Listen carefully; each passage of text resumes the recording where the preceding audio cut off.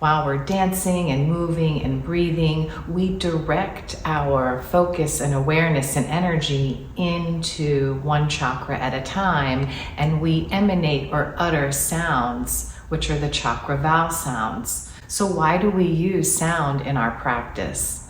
Sound moves energy.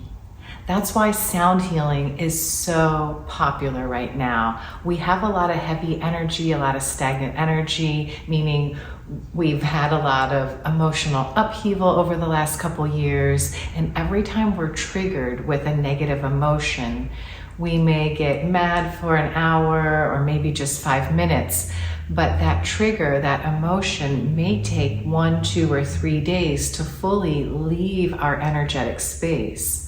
So it could affect us for up to 1, 2, or 3 days, or it could even get stuck in our body, physically, in our energetic field.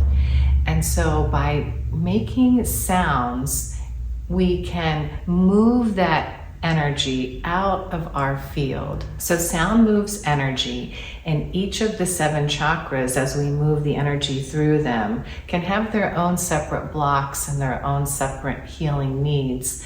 And we don't need to go into all the details or know exactly what we're healing in that chakra, but through our movement and our breath, we begin to stir up, shake up, and break up that stagnant or heavy energy that we're carrying. And the sound helps us purify.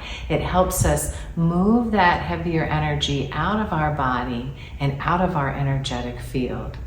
So this is why we use sound, and I hope you have enjoyed this video.